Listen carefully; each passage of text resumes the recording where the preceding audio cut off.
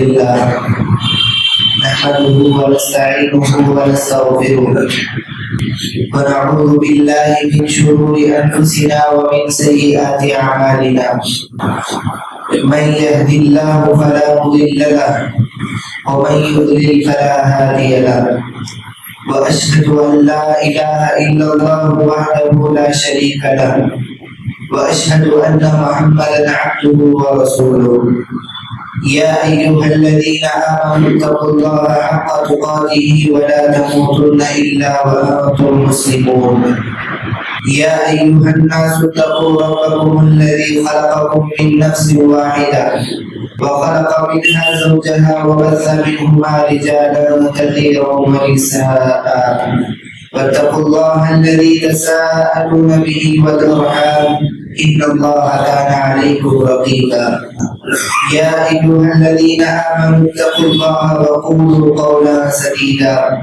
يصلح لكم أعمالكم ويغفر لكم ذنوبكم ومن يطع الله ورسوله فقد فاز فوزا عظيما أما بعد فإن خير الحديث كتاب الله وخير الهدي هدي محمد صلى الله عليه وسلم وشر الأمور محدثاتها وكل محدثة بدعة وكل بدعة ضلالة وكل ضلالة في النار. أعوذ بالله من الشيطان الرجيم بسم الله الرحمن الرحيم قل إن كنتم تحبون الله فاتبعوني يحببكم الله ويغفر لكم ذنوبكم والله غفور رحيم. رب اشرح لي صدري ويسر لي أمري واحلل عقدة من لساني يفقهوا قولي. حاضرین جمعہ، بزرگوں، بھائیوں، ملت اسلامیہ کی ماں اور بہنوں، یہ ربیع الاول کا مہینہ ہے۔ ربیع الاول کا مہینہ وہ مہینہ ہے جس میں ہمارے اور آپ کے آقا سرور کائنات جناب محمد رسول اللہ صلی اللہ علیہ وسلم کی پیدائش ہوئی۔ مشہور یہ ہے کہ آپ صلی اللہ علیہ وسلم کی پیدائش 12 ربیع الاول کو ہوئی ہے۔ حالانکہ صحیح مسلم کی روایت ہے، پیر کے دن کے بارے میں آپ صلی اللہ علیہ وسلم فرماتے ہیں فیہ ولدت، پیر کے دن میری پیدائش ہوئی ہے۔ اور جو فلکیات کے ماہر ہیں انہوں نے حساب کر کے بتایا ہے کہ جس سال اللہ کے رسول صلی اللہ علیہ وسلم کی پیدائش ہوئی ہے اس سال 12 ربیع الاول کو پیر نہیں آ رہا تھا، بلکہ اس سال 9 ربیع الاول کو پیر آ رہا تھا۔ تو راجح قول کے مطابق اللہ کے رسول صلی اللہ علیہ وسلم کی پیدائش 9 ربیع الاول کو ہے۔ اور تمام ہی سیرت نگاروں اور محدثین کا اتفاق ہے کہ آپ صلی اللہ علیہ وسلم کی وفات 12 ربیع الاول کو ہوئی تھی۔ تو ربیع الاول کے اس مہینے میں اکثر مسلمان 12 ربیع الاول کو عید مناتے ہیں، جشن مناتے ہیں۔ ان کا یہ عید منانا، ان کا یہ جشن منانا، دین سمجھ کر عید منانا، دین سمجھ کر خوش ہونا، یہ دو اعتبار سے غلط ہے۔ سب سے پہلی غلطی تو وہ یہ کر رہے ہیں کہ اسلام نے، رسول نے ہمیں بتا دیا کہ دین میں 2 ہی عیدیں ہیں، اور وہ دین کے نام پر تیسری عید منا رہے ہیں۔ تو جو عید اللہ کے رسول صلی اللہ علیہ وسلم اور صحابہ کے زمانے میں عید نہیں تھی، قیامت تک وہ عید ہو نہیں سکتی۔ اب دوسری غلطی وہ یہ کر رہے ہیں کہ عید منا بھی رہے ہیں، خوش ہو بھی رہے ہیں، تو اس دن خوش ہو رہے ہیں جس دن ہمارے آقا جناب محمد رسول اللہ صلی اللہ علیہ وسلم کی وفات ہوئی تھی۔ ایک تو وہ ایک طرف کریلا کھا رہے ہیں اور ساتھ ہی ساتھ دین بھی اس میں چڑھا رہے ہیں، بہت غلط بات ہے یہ۔ اور یہ جشن منانا، عید منانا ربیع الاول میں اس لیے ہوتا ہے، وہ سمجھتے ہیں کہ یہ اللہ کے رسول صلی اللہ علیہ وسلم کی محبت کا تقاضا ہے۔ آپ صلی اللہ علیہ وسلم کی محبت ہم سے چاہتی ہے کہ جس دن آپ پیدا ہوئے ہیں اس دن ہم لوگ خوشی منائیں۔ تو یقیناً اللہ کے رسول صلی اللہ علیہ وسلم کی محبت ہمارے ایمان کا حصہ ہے۔ ہم اس وقت تک مکمل مومن ہو نہیں سکتے جب تک اللہ کے رسول صلی اللہ علیہ وسلم سے محبت کرنے والے نہ ہوں۔ اللہ کے رسول صلی اللہ علیہ وسلم نے فرمایا والذی نفس محمد بیدہ، اس ذات کی قسم جس کے ہاتھ میں محمد کی جان ہے، لا یؤمن احدکم حتی اکون احب الیہ من والدہ وولدہ والناس اجمعین، تم میں کوئی انسان اس وقت تک مکمل مومن ہو نہیں سکتا جب تک میں اس کے نزدیک اس کی اولاد سے، اس کے والد سے اور تمام لوگوں سے زیادہ محبوب نہ ہو جاؤں۔ ایک تو ہے اللہ کے رسول صلی اللہ علیہ وسلم سے محبت کرنا، اور دوسری چیز ہے ہر ایک سے بڑھ کر نبی صلی اللہ علیہ وسلم سے محبت کرنا، یہ ہمارے ایمان کا حصہ ہے۔ نبی کریم صلی اللہ علیہ وسلم کی محبت کے بغیر مومن ہو نہیں سکتا، یہ ہمارا عقیدہ ہے، یہ ہمارا ایمان ہے۔ اور نبی کریم صلی اللہ علیہ وسلم سے محبت کرنے کی بڑی فضیلتیں ہیں۔ ایک مرتبہ ایک اعرابی بدو صحابی آئے اور آ کر اللہ کے رسول صلی اللہ علیہ وسلم سے پوچھنے لگے متی الساعۃ یا رسول اللہ، اے اللہ کے رسول صلی اللہ علیہ وسلم بتائیے کہ قیامت کب آنے والی ہے۔ تو آپ صلی اللہ علیہ وسلم نے اس بدو صحابی سے پوچھا ماذا اعددت لها، تم نے قیامت کے لیے تیاری کیا کی ہے وہ بتاؤ۔ تو صحابی کہنے لگے اے اللہ کے نبی، میرے پاس تو زیادہ نمازیں نہیں ہیں اور نہ ہی صدقہ و خیرات ہے، ہاں ایک بات ہے احبک، میں آپ سے محبت کرتا ہوں۔ تو آپ صلی اللہ علیہ وسلم نے اس صحابی سے کہا المرء مع من احب، کہ آدمی جس سے محبت کرتا ہے اس کے ساتھ کل قیامت کے دن اللہ تبارک و تعالیٰ اسے رکھے گا۔ تو نبی سے محبت کرنے کا نتیجہ کل قیامت کے دن جنت میں نبی کریم صلی اللہ علیہ وسلم کی رفاقت ہمیں نصیب ہوگی۔ اللہ کے رسول صلی اللہ علیہ وسلم سے محبت حقیقی معنوں میں اللہ تبارک و تعالیٰ سے محبت ہے۔ ایک حدیث آتی ہے جس کا معنی صحیح ہے، آپ صلی اللہ علیہ وسلم بیان کرتے ہیں من احبنی فقد احب اللہ، جس نے مجھ سے محبت کی اس نے اللہ سے محبت کی، ومن ابغضنی فقد ابغض اللہ، جس نے مجھ سے بغض رکھا، دشمنی کی، اس نے اللہ سے دشمنی کی، ومن احبنی کان معی فی الجنہ، اور جو اس سے محبت کرے گا جنت میں وہ میرے ساتھ رہے گا۔ ایک دوسری حدیث میں اللہ کے نبی صلی اللہ علیہ وسلم بیان کرتے ہیں جو میرے صحابہ سے محبت کریں گے تو میری محبت کے نتیجے میں میرے صحابہ سے محبت کریں گے، اور جو مجھ سے محبت کریں گے اللہ سے وہ لوگ محبت کریں گے، اور جو میرے صحابہ سے بغض رکھیں گے تو میری محبت کے نتیجے میں وہ صحابہ سے بغض رکھیں گے، اور جو مجھ سے بغض رکھیں گے اللہ تبارک و تعالیٰ ان سے بغض رکھے گا۔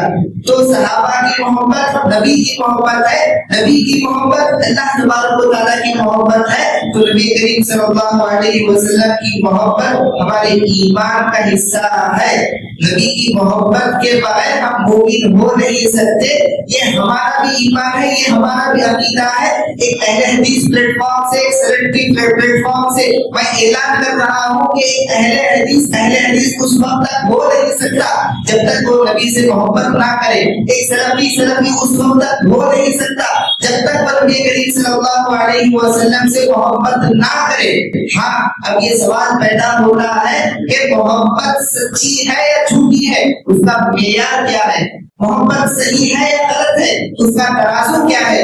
آئیے پوچھتے ہیں خود قرآن سے، آئیے پوچھتے ہیں خود احادیث سے کہ محبت کا معیار کیا ہے؟ کیا محبت وہ ہے کہ جلوس نکالے، یا محبت وہ ہے کہ جشن منائے، یا محبت وہ ہے کہ شیرینی بانٹے، یا محبت وہ ہے کہ ٹریفک جام کیا جائے؟ نہیں، محبت کا معیار یہ نہیں، بلکہ محبت کا معیار اطاعت ہے۔ اللہ تبارک و تعالیٰ، اللہ کے رسول صلی اللہ علیہ وسلم کے پاس کچھ صحابہ آئے، آ کر کہنے لگے کہ اللہ کے رسول صلی اللہ علیہ وسلم، ہمیں اللہ تبارک و تعالیٰ سے بہت زیادہ محبت ہے، ہمیں اللہ تبارک و تعالیٰ سے بہت زیادہ محبت ہے، ہم اللہ سے اس محبت کا اظہار کرنا چاہ رہے ہیں، اب ہمیں سمجھ نہیں آ رہا کہ محبت کا اظہار ہم کس طرح کریں گے۔ تو اللہ کے رسول صلی اللہ علیہ وسلم خاموش رہ گئے، آپ کو اس کا جواب نہیں بن پا رہا تھا، کیونکہ بغیر وحی کے آپ بات نہیں کرتے تھے۔ تو اسی مجلس کے اندر حضرت جبرائیل علیہ السلام آئے اور اس سوال کا جواب دینے لگے، اور حضرت جبرائیل علیہ السلام نے قرآن کی آیت نازل لے کر آئے اور کہا، قل، اے پیغمبر کہہ دیجیے، ان کنتم تحبون اللہ، اگر تم اللہ سے محبت کرتے ہو، فاتبعونی، تو میری اتباع کرو۔ اگر تم اللہ سے محبت کرتے ہو، فاتبعونی، میری اتباع کرو۔ تو محبت کے اظہار کا طریقہ اتباع ہے، محبت کے اظہار کا طریقہ اتباع ہے۔ تو جس سے ہم محبت کریں گے اس کی ہم اتباع کریں گے، تو محبت میں ہم سچے ہیں۔ اگر ہم محبت کا دعویٰ کر رہے ہیں، اس کی اتباع نہیں کر رہے ہیں، تو ہم جھوٹے ہیں، ہماری یہ محبت جھوٹی ہے، کیونکہ شریعت میں معیار محبت کا یہی ہے کہ جس سے ہم محبت کرتے ہیں اس کی ہم اتباع کریں گے۔ تو محترم بھائیوں، یہ محبت اللہ تبارک کہ اللہ کے رسول صلی اللہ علیہ وسلم کی محبت ہماری اس وقت صحیح ہے جب ہم اللہ کے رسول صلی اللہ علیہ وسلم کی اتباع کریں گے۔ صرف اللہ کے رسول کی محبت ہم سے مطلوب نہیں ہے، بلکہ ہمیں بتایا گیا کہ دنیا کی ہر مخلوق سے بڑھ کر ہم نبی سے محبت کریں گے، اور محبت کا طریقہ ہے اطاعت۔ اب آئیے اس نقطے کو سمجھیے۔ سب سے پہلی بات، نبی کی محبت ہمارے ایمان کا حصہ، دنیا کی ہر مخلوق سے بڑھ کر نبی سے محبت، یہ بھی ہمارے ایمان کا حصہ، اور محبت کے جتانے کا طریقہ یہ ہے کہ ہم اس کی اتباع کریں، نبی کی اطاعت کریں۔ اب اگر ایک طرف نبی کی اتباع ہو اور دوسری طرف آپ کی جماعت کی بات ہو، آپ کی جمعیت کی بات ہو، آپ کے مسلک کی بات ہو، آپ کے امام کی بات ہو، آپ کے ولی کی بات ہو، آپ کے پیر کی بات ہو، آپ کے بزرگ کی بات ہو، اگر ایک طرف نبی کی بات ہو اور ساری طرف یہ باتیں آئے، آپ محبت میں اس وقت سچے ہوں گے جب نبی کی بات کو آپ مقدم رکھیں گے، ان ساری باتوں کو آپ چھوڑ دیں گے۔ اگر نبی کی بات کے سامنے آپ کی خاندان کی بات آپ کو محبوب ہے، اگر نبی کی بات کے سامنے آپ کی امام کی بات آپ کو محبوب ہے، اگر نبی کی بات کے سامنے آپ کے مسلک کی بات، جماعت کی بات، جمعیت کی بات محبوب ہے، تو آپ محبت کر رہے ہیں، مگر آپ کی محبت جھوٹی ہے۔ یہی قرآن ہم سے کہتا ہے، یہی حدیث ہمیں بتاتی ہے۔ تو محترم بھائیوں، ہم اہل حدیثوں، ہم سلفیوں کی جو بنیادی دعوت ہے، ایک تو جو ہے ہم لوگ توحید کی دعوت دیتے ہیں، اور ہماری دعوت کا ایک حصہ ہے اتباع سنت۔ اتباع سنت یہی دین ہے، اتباع سنت یہی نبی صلی اللہ علیہ وسلم سے سچی محبت ہے۔ تو یہ اتباع سنت جو ہماری دعوت ہے، اتباع سنت کی کو سمجھنا سب سے پہلے ہمارے لیے ضروری ہے، تاکہ اتباع سنت کو ہم سمجھیں اور سمجھ کر دنیا کو ہم سمجھا سکیں کہ اتباع سنت جو ہماری دعوت ہے وہ کیا ہے۔ اتباع سنت اس کے اندر دو کلمات ہیں، ایک ہے اتباع اور دوسرا کلمہ ہے سنت۔ عربی زبان میں اتباع کہتے ہیں تبع یتبع تبعا، ایک آدمی آگے گزرا ہو اور گزرنے کے بعد اس نے نقش قدم چھوڑے ہوئے ہو، تو اس کے نقش قدم پر اس راستے کی طرف آگے بڑھنا جو ہم سے پہلے آدمی جا چکا ہے، اس کو عربی میں کہتے ہیں اتباع۔ ایک آدمی کسی راستے سے گزر چکا ہو، اس کے قدموں کے نشان ہو، اس کے قدموں کے نشانوں پر چلتے چلتے اسی راستے کی طرف آگے بڑھنا، جس راستے پر ہم سے پہلے والا آدمی گزرا ہے، اس کو کہتے ہیں اتباع۔ پھر دوسری چیز ہے سنت، اور اتباع سنت جب ہم کہتے ہیں تو سنت کے کئی معنی ہیں۔ سنت کا ایک معنی یہ ہے کہ فرض کے مقابلے میں سنت، واجب کے مقابلے میں سنت. جیسے ظہر میں جو ہے ہم 4 رکعت فرض پڑھ رہے ہیں تو اس سے پہلے بھی ہم سنت پڑھتے ہیں, اس کے بعد بھی ہم سنت پڑھتے ہیں. مگر یہاں پر اتباع سنت کے اندر سنت کا مطلب ہے بدعت کے مقابلے میں آنے والی سنت. سنت کا مطلب ہے دیگر راستوں کے مقابلے میں آنے والا اسلام کا راستہ, یہ سنت ہے. اتباع سنت کا سادہ معنی یہ ہوا, سادہ مفہوم یہ ہوا کہ نبی کریم صلی اللہ علیہ وسلم نے دین کے معاملے میں جو راستے پر زندگی گزاری ہے اسی راستے پر زندگی گزارنا یہ اتباع سنت ہے. دین کے ہر معاملے میں نبی کی جو عبادت تھی وہ عبادت ہماری ہو, نبی کی جو تجارت تھی وہ تجارت ہماری ہو, نبی کی جیسی راتیں تھی ویسی راتیں ہمارے ہو, نبی کے جیسے دین تھے ویسے دین ہمارے ہو, نبی کی جیسی خلوتیں تھی ویسی خلوتیں ہماری ہو, نبی کی جیسی جنتیں تھی ویسی جنتیں ہماری ہو. تو نبی نے جس طریقے پر زندگی گزاری ہے اس طریقے پر زندگی گزارنا یہی ہے اتباع سنت. اتباع سنت یہ ہماری دعوت ہے اور اتباع سنت کے بغیر ہمارا اسلام مکمل ہو نہیں سکتا. ہم جانتے ہیں کہ اسلام کے 5 ارکان ہیں. سب سے پہلا رکن ہے اشہد ان لا الہ الا اللہ و اشہد ان محمد عبدہ و رسولہ. میں اس بات کی گواہی دیتا ہوں کہ اللہ کے علاوہ کوئی حقیقی معبود نہیں, اور میں یہ بھی گواہی دیتا ہوں کہ محمد صلی اللہ علیہ وسلم اللہ کے بندے اور اس کے رسول تھے. تو شہادتین کا اقرار کرنا اسلام کا ایک رکن ہے. تو سب سے پہلے ہم اقرار کر رہے ہیں اللہ تبارک و تعالیٰ کی توحید کی, ہم اقرار کر رہے ہیں اللہ تبارک و تعالیٰ کی عبادت کی, پھر ہم ساتھ ہی ساتھ اقرار کر رہے ہیں اللہ کے رسول صلی اللہ علیہ وسلم کی رسالت کی.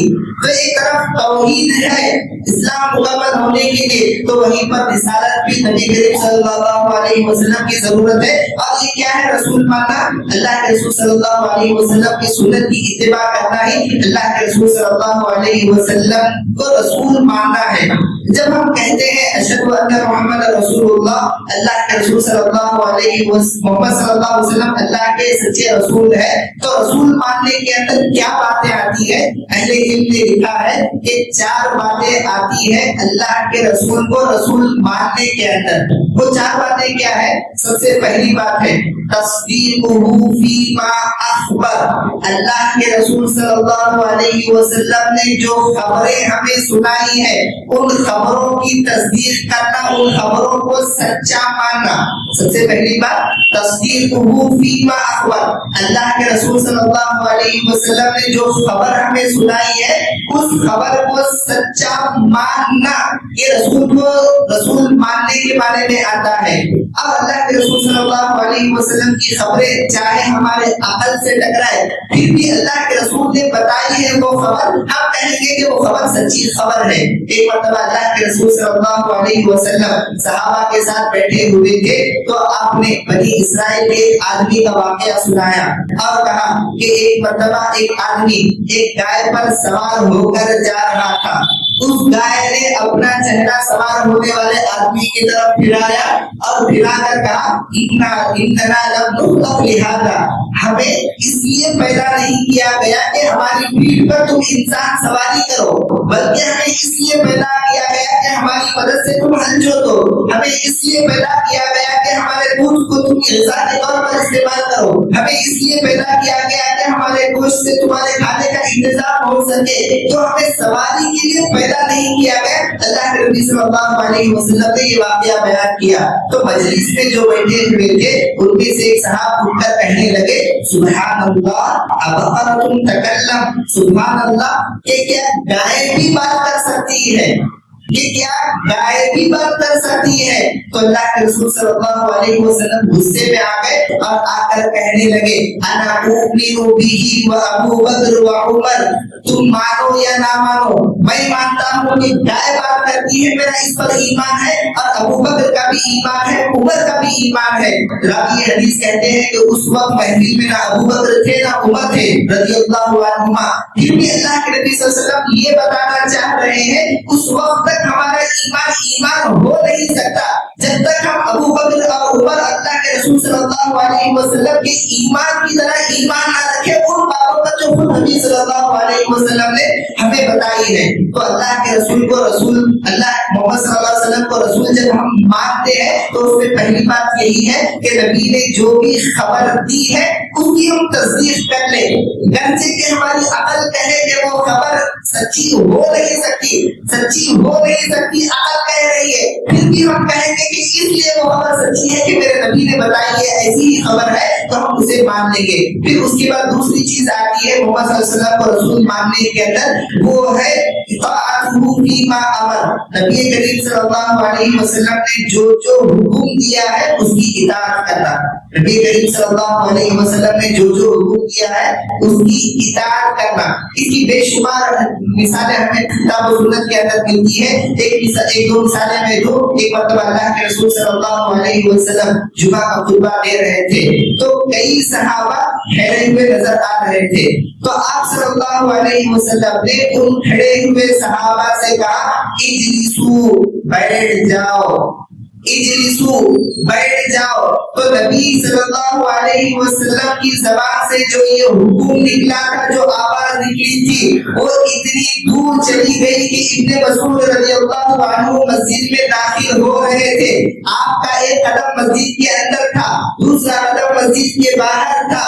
ان کی کان میں یہ آواز پڑتی ہے کہ نبی کہہ رہے ہیں کہ بیٹھ جاؤ. تو وہی کا وہی عبداللہ ابن مسعود رضی اللہ عنہ بیٹھ جاتے ہیں. انہوں نے یہ نہیں سوچا کہ اللہ کے رسول صلی اللہ علیہ وسلم مجھ سے کہہ رہے ہیں یا کسی دوسرے سے کہہ رہے ہیں، یا ان لوگوں سے کہہ رہے ہیں جو مسجد کے اندر ہے، یا ان لوگوں سے کہہ رہے ہیں جو مسجد کے اندر. بس دیکھا کہ نبی نے کہا کہ بیٹھو، میرا کام ہے بیٹھنا اور میں وہی بیٹھ رہا ہوں. گرچہ کی طرح ایک قدم مسجد کے اندر ہے، دوسرا قدم مسجد کے باہر ہے. تو ایسی اطاعت جو بھی نبی حکم دے گے اس کے اندر اطاعت ہمیں کرنا ہے. ایک مرتبہ اللہ کے رسول صلی اللہ علیہ وسلم چپل پہن کر نماز پڑھا رہے تھے. اس زمانے میں جو مسجد کے اندر جو خالی حصیر وغیرہ نہیں ہوا کرتی تھی، کنگریاں ہوتی تھی، تو چپل پہن کر نماز پڑھائی جاتی تھی. اللہ کے رسول صلی اللہ علیہ وسلم چپل پہن کر نماز پڑھا رہے تھے، صحابہ بھی چپل پہنے ہوئے تھے. آپ صلی اللہ علیہ وسلم نے نماز کی حالت میں اپنے جوتے اور چپل نکال کر پھینک دیے. تو صحابہ نے نماز میں دیکھا کہ نبی نے اپنے جوتے اور چپل نکال دیے ہیں، تو سب نے اپنے جوتے اور چپل نکال دیے. نماز کے بعد اللہ کے رسول صلی اللہ علیہ وسلم نے پوچھا کہ تم نے اپنے جوتے اور چپل کیوں نکالے؟ تو صحابہ نے کہا کہ آپ نے نکالے اس لیے ہم نے نکالے. تو اللہ کے نبی صلی اللہ علیہ وسلم جواب دینے لگے کہ میں نے اس لیے نکالا کہ جبرائیل نے آ کر مجھے بتایا کہ میرے جوتوں میں گندگی لگی ہوئی ہے، مگر تم نے کیوں نکالا؟ تو صحابہ نے کہا کہ آپ نے نکالا، بس ہم نے نکال دیا. تو صحابہ نے یہ نہیں سوچا کہ کیوں نکالا، کیوں نماز میں نکالا، بلکہ دیکھا کہ نبی نے نکالا تو ہمارا کام ہے نکالا. پھر بعد میں انہیں معلوم ہوا کہ کیوں اللہ کے رسول صلی اللہ علیہ وسلم نے نکالا تھا. تو طاعتہ فیما امر، نبی جو بھی حکم دے اس کے اندر ان کی اطاعت کرنا ہے. یہ مومنوں کا شیوا ہے. اللہ تعالیٰ قرآن مجید میں کہتا ہے کہ وَإِذَا دُعُوا إِلَى اللَّهِ وَرَسُولِهِ إِنَّمَا كَانَ قَوْلَ الْمُؤْمِنِينَ إِذَا دُعُوا إِلَى اللَّهِ وَرَسُولِهِ کہ مومنوں کا معاملہ یہ ہوتا ہے جب اللہ اس کے رسول کے حکم کی طرف بلایا جاتا ہے، اَيْ يَقُولُوا، تو مومن کہتے ہیں سمعنا، ہم نے سن لیا، وَأَطَعْنَا، ہم نے مان لیا. کیوں، کیسے، اب سے، تب سے، کوئی سوال نہیں. سمعنا، ہم نے سن لیا، وَأَطَعْنَا، ہم نے اطاعت کر لی. تو نبی محمد صلی اللہ علیہ وسلم کو جب ہم رسول مانتے ہیں تو سب سے پہلی بات ہے کہ آپ نے جو خبر دی ہے اس کی تصدیق کرنا ہے. اور دوسری بات ہے کہ آپ نے جو حکم دیا ہے اس پر عمل کرنا ہے. تیسری بات ہے اجتناب عما نہی وزجر کہ آپ صلی اللہ علیہ وسلم نے جن چیزوں سے ہمیں روکا ہے ان چیزوں سے رک کر زندگی ہمیں گزارنی ہے. جب اللہ کے رسول صلی اللہ علیہ وسلم نے صحابہ میں اعلان کر دیا کہ شراب حرام ہو گئی ہے تو صحابہ کا یہ عالم تھا کہ کچھ لوگ اپنے ہاتھ میں جام لیے بیٹھے ہوئے تھے. کوئی ایک سراہی لے کر لوگوں کو جو ہے شراب پلا رہا تھا. سامنے شراب رکھی ہوئی ہے، کوئی جو ہے شراب پی رہا ہے، کسی کے ہاتھ میں جام ہے. یہ معاملہ ہے اور نبی کا حکم ہوا کہ شراب حرام ہو چکی. تو صحابہ کا یہ رد عمل ہوا کہ مؤرخین لکھتے ہیں کہ مدینے کی گلیوں میں شراب بہنے لگ گئی تھی. اس طرح انہوں نے شراب کو ادھیڑ دیا. تو وہ اجتناب عما نہی وزجر کہ نبی نے جن چیزوں سے روکا ہے اس سے روکنا یہ چھوٹی چیز ہے محمد صلی اللہ علیہ وسلم کا رسول ماننے کے اندر. اور تیسری چیز ہے، چوتھی چیز یہ ہے وَأَلَّا يَعْبُدَ اللَّهَ إِلَّا بِمَا شَرَعَ، کہ اللہ تبارک و تعالیٰ کی اطاعت، اللہ تبارک و تعالیٰ کی عبادت اسی طریقے پر کی جائے جس طریقے پر اللہ کے رسول صلی اللہ علیہ وسلم نے عبادت کی ہے۔ یہ بہت اہم چیز ہے۔ جب ہم گواہی دیتے ہیں کہ محمد صلی اللہ علیہ وسلم اللہ کے رسول ہے تو اس میں یہ بات بھی آتی ہے کہ ہم اللہ کی عبادت اسی طریقے پر کریں گے جس طریقے پر محمد صلی اللہ علیہ وسلم نے عبادت کی تھی۔ ہم اللہ کی وہی عبادت کریں گے جو عبادت محمد صلی اللہ علیہ وسلم نے کی تھی۔ اگر عبادت ہماری وہی ہو، طریقہ بدلے تب بھی بدعت ہے۔ اگر ہم عبادت کے لیے ہی کریں مگر نبی نے وہ عبادت نہ کی ہو تب بھی وہ بدعت ہے۔ تو صاف سیدھی بات ہے کہ ہم مومن ہو نہیں سکتے جب تک اللہ کے رسول صلی اللہ علیہ وسلم کو اللہ کا رسول نہ مانے، اور اللہ کے رسول ماننے کا مطلب ہے اتباع سنت۔ اتباع سنت اگر ہم سے کوئی پوچھے تو اتباع سنت میں 4 باتیں آتی ہے۔ سب سے پہلی بات، نبی نے جو خبر دی اس کی ہم تصدیق کریں۔ دوسری بات، نبی نے جو حکم دیا اس حکم کی ہم تعمیل کریں۔ تیسری بات، نبی نے جس چیز سے روکا اس چیز سے روک کر ہم زندگی گزاریں۔ چوتھی بات، نبی نے عبادت کا جو طریقہ بتایا ہے اسی طریقے پر ہم عبادت کریں۔ یہی اتباع سنت ہے، اور یہی جو ہے دین ہے۔ دین اتباع سنت کا نام ہے، اتباع سنت دین کا نام ہے۔ یہی جو ہے اہل حدیثوں کی دعوت ہے۔ یہی دعوت ہم لوگوں کو سمجھنی ہے اور دنیا کو سمجھانی ہے۔ اور اتباع سنت ہم اس لیے دعوت دیتے ہیں کیونکہ اتباع سنت کے بغیر ہم دنیا میں بھی کامیاب ہو نہیں سکتے، ہم آخرت کے اندر بھی کامیاب ہو نہیں سکتے۔ اور یاد رکھیے کہ اتباع سنت جو ہے یہ ہماری بندگی کا معیار ہے۔ ہم اللہ تبارک و تعالیٰ کی بندگی کرنے والے ہیں تو ہماری بندگی کے اندر اتباع سنت کس حد تک ہے اس حد تک ہم اپنی بندگی میں صحیح ہے۔ ہم اللہ تبارک و تعالیٰ کی بندگی کے لیے پیدا کیے گئے ہیں۔ ہم بندگی میں اس حد تک کامیاب ہے جس حد تک بندگی کے اندر اتباع سنت آئے۔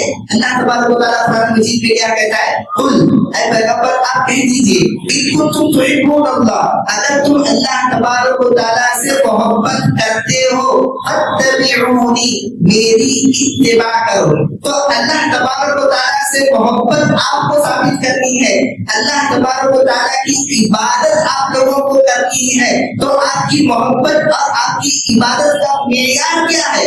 یہی اتباع سنت ہے۔ اس طریقے پر آپ عبادت کریں گے، اس طریقے پر آپ کی بندگی ہوگی جس طریقے پر محمد صلی اللہ علیہ وسلم نے بندگی کی ہے، اور بندگی کرنے کے لیے ہمیں بتا کر وہ دنیا سے گئے ہوئے ہیں، اسی طریقے پر ہم اللہ تبارک و تعالیٰ کی بندگی کریں گے۔ اسی طرح اتباع سنت کے ذریعے ہم اللہ تبارک و تعالیٰ سے قریب ہو سکتے ہیں۔ اتباع سنت کے ذریعے ہم اللہ تبارک و تعالیٰ کے چہیتے ہو سکتے ہیں۔ اسی آیت کے اندر اللہ تبارک و تعالیٰ کہہ رہا ہے قل، اے پیغمبر کہہ دیجئے ان کنتم تحبون اللہ، اگر تم اللہ سے محبت کرتے ہو فاتبعونی، میری اتباع کرو۔ نتیجہ کیا نکلے گا؟ یحببکم اللہ، اللہ تم سے بھی محبت کرے گا۔ اللہ ہم سے کب محبت کرے گا؟ جب ہم اتباع سنت کریں گے، سنت کی اتباع کریں گے، اللہ تبارک و تعالیٰ ہم سے اتنی محبت کرے گا۔ جتنی اتباع سنت ہماری زندگی میں اتنی محبت اللہ تبارک و تعالیٰ کی ہماری زندگی میں آئے گی۔ اگر آپ چاہتے ہیں کہ اللہ آپ کو ٹوٹ کر چاہے تو آپ بھی جو ہے اتباع سنت ٹوٹ کر کریں تو اللہ تبارک و تعالیٰ بھی ٹوٹ کر آپ کو چاہے گا، کیونکہ اتباع سنت کے بغیر اللہ آپ سے محبت کرنے والا نہیں۔ اور اللہ تبارک و تعالیٰ کی محبت بھی یہی ہے کہ ہماری زندگیوں کے اندر اتباع سنت ہو۔ اور اتباع سنت اس لیے بھی ضروری ہے کہ ہدایت کا معیار ہے۔ اگر کوئی کہتا ہے کہ میں ہدایت پر ہوں، میں حق پر ہوں، میں سچے راستے پر ہوں، میں صراط مستقیم پر ہوں، تو اس کی زندگی میں بس ہم اتنا دیکھیں گے کہ وہ اتباع سنت پر ہے یا نہیں، وہ نبی کے طریقے پر ہے یا نہیں۔ دعویٰ کرنے سے کوئی ہدایت پر وہ کافی نہیں ہوگا، ہم دیکھیں گے کہ نبی کی سنت پر وہ چل رہا ہے یا نہیں۔ اللہ تعالیٰ قرآن مجید کے اندر کہتا ہے وَإِن تُطِيعُوهُ تَهْتَدُوا، اگر تم نبی کی اطاعت کرو گے تو ہدایت پر آؤ گے۔ صاف سیدھی بات ہے، ایک جو ہے حکم دیا گیا کہ نبی کی اطاعت کرو، نتیجے میں جو ہے بدلہ ملے گا ہدایت کی صورت میں۔ اگر کوئی بھی کسی بھی مسلک کا، کسی بھی جماعت کا، کسی بھی جمعیت کا کہہ رہا کہ ہم حق پر ہیں، تو ہمارا سوال سیدھا سادہ یہی ہوگا کہ تمہاری زندگی میں سنت کی اتباع کس حد تک ہے؟ تو جس کی زندگی میں، جس جماعت کے اندر، جس مسلک کے اندر، جس جمعیت کے اندر اتباع سنت کی اہمیت جتنی ہوگی، اتنا ہی زیادہ وہ ہدایت پر رہے گا۔ قرآن کا یہ صاف سیدھا پیغام ہے۔ ہم میں سے ہر کوئی ہدایت چاہتا ہے، دن رات ہدایت کی دعا کرتا ہے۔ ہر نماز میں ہم کہتے ہیں اہدنا الصراط المستقیم، اے اللہ ہمیں ہدایت کے راستے پر چلا، صراط مستقیم پر چلا۔ اور ہدایت کا راستہ سیدھا سادہ آیتوں میں بتایا گیا کہ سنت کا راستہ اتباع سنت کی، یہ ہدایت کا راستہ ہے۔ اتباع سنت بڑا سیدھا سادہ راستہ ہے۔ ہماری جو اہل حدیثوں کی دعوت ہے اتباع سنت کی، سیدھی سادی دعوت ہے کہ آپ قرآن پر عمل کریں اور سنت پر عمل کریں، قرآن اور حدیث کو ویسے سمجھیں جیسے صحابہ نے سمجھا تھا۔ سیدھی سادی دعوت ہم لوگوں کی ہے، تو یہی دعوت ہماری ہے کہ اتباع سنت ہم لوگ کریں، نبی کے راستے پر چلے اور اللہ تبارک و تعالیٰ کے بتائے ہوئے راستے پر چلے، کیونکہ یہ راستہ ایک دم صاف راستہ ہے، یہ روشن راستہ ہے، اس کی ہر چیز واضح ہے۔ اگر نبی کے راستے کو چھوڑ کر کسی اور راستے پر آپ جائیں گے، خود کو پریشان کرتے رہیں گے، وہاں پر بہت سی ایسی چیزیں ہوں گی کہ آپ کو سمجھ میں نہیں آئے گا کہ یہ صحیح ہے یا غلط ہے۔ مگر نبی کا راستہ جو ہے ایک دم واضح راستہ ہے۔ اللہ کے رسول صلی اللہ علیہ وسلم نے صحابہ سے کہا ترکتکم علی المحجۃ البیضاء، میں نے تمہیں ایک دم روشن سفید راستے پر چھوڑ دیا ہے، اور یہ اتنا روشن راستہ ہے لیلھا کنہارھا، اس راستے میں آنے والی راتیں بھی دن کی طرح روشن ہیں۔ راستے پر چلتے ہوئے چلتے چلتے درمیان میں رات آ جائے تو انسان بھٹک سکتا ہے، مگر نبی کا راستہ ایسا راستہ ہے کہ چلتے چلتے اس میں رات بھی آ جائے تو اس کی راتیں بھی دن کی طرح روشن ہے، تم بھٹکو گے نہیں، پریشان نہیں ہو گے۔ لا یزیغ عنہا الا ہالک، اگر نبی کے راستے سے کوئی ہٹے گا اور یہ ہلاکت کی طرف جانے والا ہٹے گا، تو محترم بھائیوں، نبی کا راستہ واضح راستہ ہے، نبی کا راستہ سیدھا راستہ ہے، نبی کا راستہ ہدایت کا راستہ ہے، نبی کا راستہ ہی دین ہے، دین ہی اتباع سنت ہے، اتباع سنت ہی دین ہے۔ جب اتباع سنت کی بات ہو رہی ہے تو ایک آخری بات میں کہہ کر اپنی بات کو ختم کروں گا۔ اتباع سنت جو ہم اہل حدیثوں کی دعوت ہے، یہ دعوت جو ہے تقلید جاوید کے خلاف ہے۔